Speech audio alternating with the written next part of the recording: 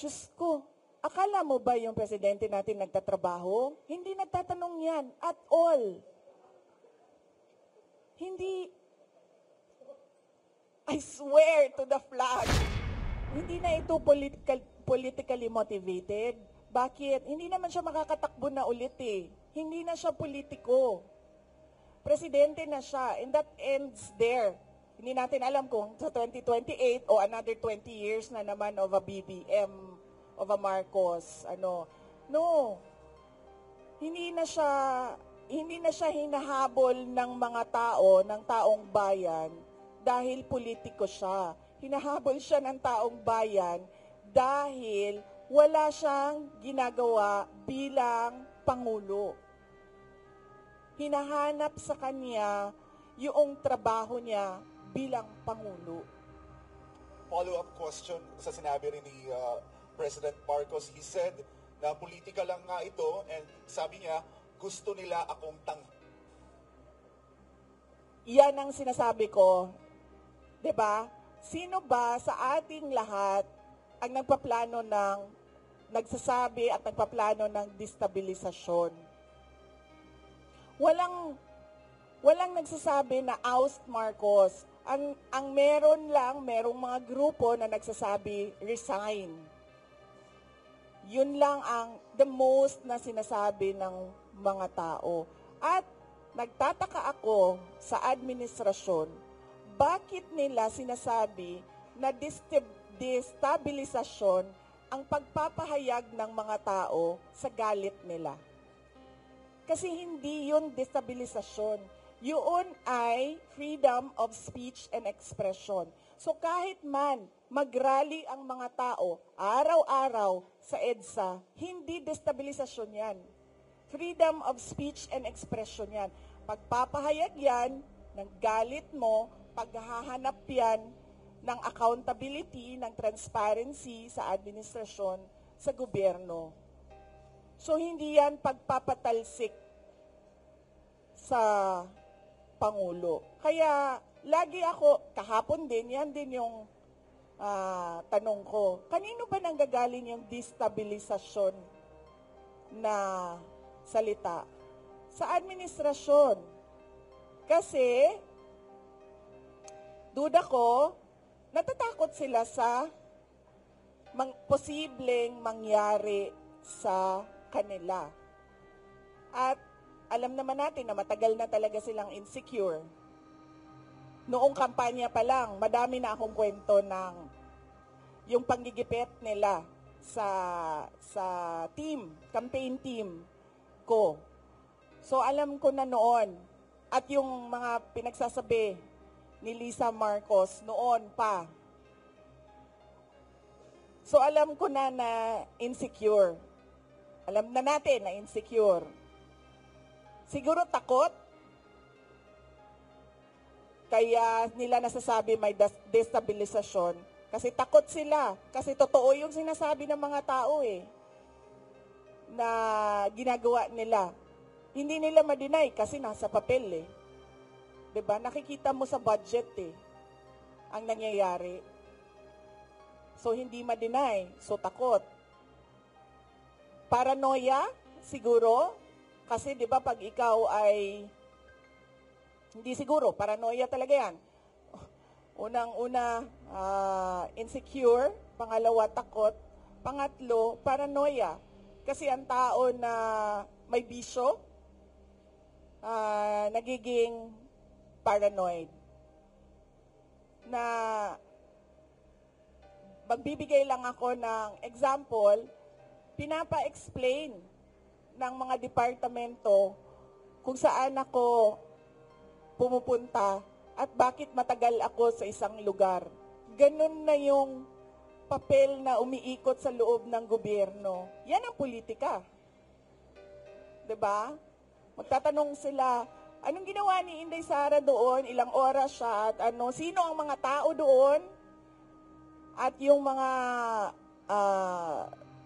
kawani ng gobyerno na nandoon, ipa-explain bakit sila nandoon. Ganun yung galawan sa loob ng Office of the President. So, makikita mong medyo paranoid. Ma'am, last question. It was the first time na narinig namin sa inyo during your press conference or ambush interview sa Zamboanga kung paano po nagamit yung confidential funds ng Department of Education. And you've mentioned si Zaldico. Ma'am, pwede niyo po bang ibahagi pa sa amin ano yung findings ng DepEd regarding the laptop scandal? And then, ano po ang ginawa ninyo sa findings na ito? Ipinaalam niyo ba President, may ginawa po bang parang case build up para kung makasuhan man kung may ikakaso? Yes, gumawa kami ng investigation sa loob ng Department of Education. Isa sa mga pinagamitan ng confidential funds ay yung corruption sa loob ng Department of Education. Hindi lang sa laptop madaming reports of corruption inside the Department of Education. Hindi lang sa central office, kasama na yung sa mga regional offices namin. So kapag merong reports, pinapaimbestigahan yon. So isa sa mga inimbestigahan is yung laptop. Ang unang ginawa doon is nag-request ng fraud audit sa Commission on Audit. Tapos kami sa loob ng Department of Education, gumawa din kami ng sarili naming investigation para kung ano man yung ma-actionan namin sa loob ng DepEd, ma-actionan na kaagad namin.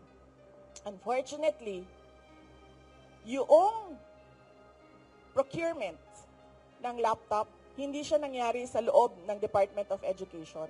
Nangyari siya sa DBM. So, ang pinaka-papel na nasa loob ng Department of Education ay yung agreement between DepEd and DBM. So, hindi pumasok lahat ng procurement documents sa DepEd. So, ang pinaka na magawa lang namin doon sa loob ng Department of Education is mag-blacklist. And at that time, hindi pa namin ma-blacklist kasi hindi nga sa amin nangyari yung procurement.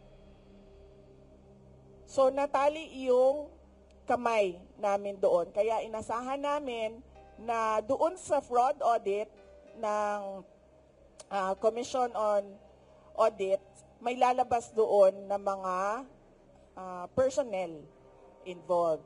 At doon sa Blue Ribbon Committee na investigation, kung maalala nyo, may nangyaring Blue Ribbon Committee investigation sa Senate, sa laptop, ginamit namin yon sa loob ng Department of Education para isa-isahin kung sino yung mga personnel involved na under sa mga tao involved doon sa Senate Blue Ribbon investigation.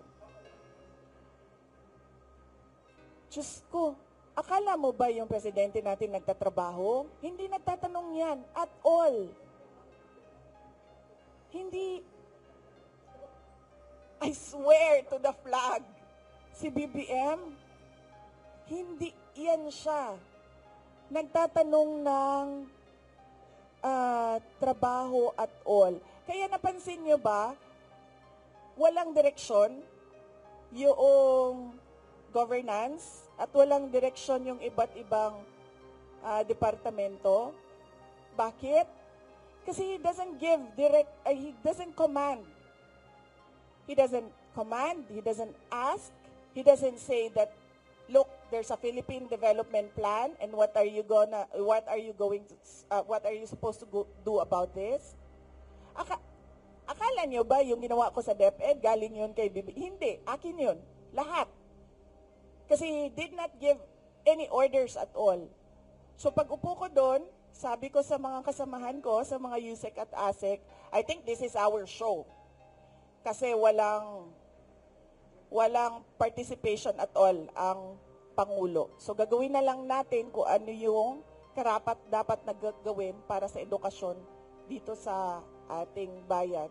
So we created the matatag agenda we followed through with the matatag curriculum at unfortunately hindi kami natapos kasi yun nga, nag-decide ako na I don't deserve the attacks that were thrown at me by the administration.